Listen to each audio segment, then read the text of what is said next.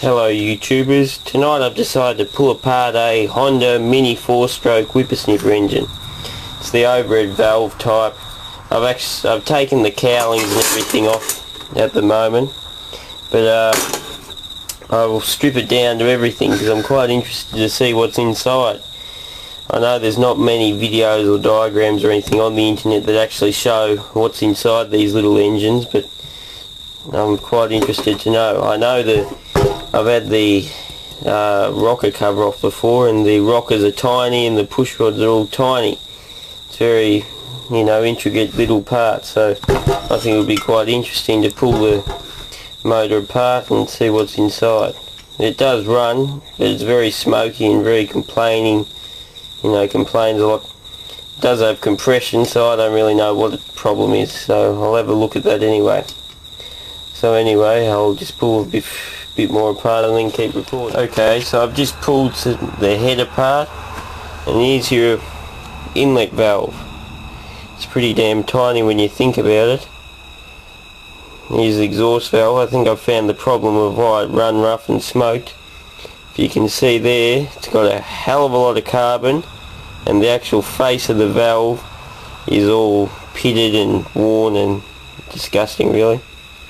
So there's a tiny little valve spring. I actually compressed that with my finger to get it off the head there. That's your inside view of the head. So the rockers did sit in here. That was your center pin there. The little push rods come up there and the valves were here. So here's the rocker.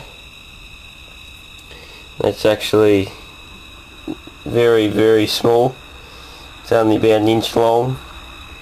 And here's the push rod. Fencing wire out on the fence out here is thicker than these push rods. Probably stronger too. I reckon I could bend that with my pinky. But anyway, that's what the head of a OHV Honda brush cutter engine looks like. I'll pull the timing cover off and we'll have a look at that next. It's all very microscopic, all these little parts. I don't know, with the condition of this valve I don't reckon I'll ever get it. Oh well, I don't reckon I'd be able to put a new valve straight in. I'd have to put new seats in, because that's heavily pitted and worn. Probably in a maladjusted valve clearances, I'd say. But anyway, so I'll get that timing cover. Okay, so this is engineering if I've ever seen it. It just has a singular cam here with two lifter style things on the outside.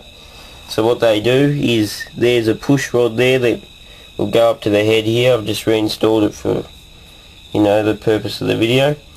Anyway, this cam turns around and pushes these little lifter type mechanisms outward, which in turn pushes the push rod upwards.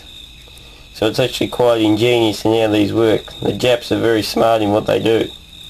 So anyway, obviously for every 4 turns of the crankshaft, this cam revolves once and just pushes these little lifter mechanisms just like that. It's like your knee. If you can imagine someone pushing on your ankle and your knee's this pivot here, it sort of just pushes up like that. It's quite, quite good. So that's the engine completely dismantled. The only thing left in it's the spark plug and these valve train parts here. But apart from that, I'll have to have a look at the valve in the head there and see whether the seat, I can replace the seat or what I can do to recondition the engine. But by the look of it, I think she's pretty well worn, so I might just clean the valve up, put it back in. If she runs, she runs. If she doesn't, she doesn't. Anyway, I hope someone finds this video interesting, because I know I sure did find interesting pulling it apart. It's just, such a miniature little engine. It's very ingenious actually. Yeah, but this little cover here covers up, there's a bearing in here and that covers up your timing gears, and then the magneto bolts back on this up here. So anyway, alright, well I suppose I'll see you later.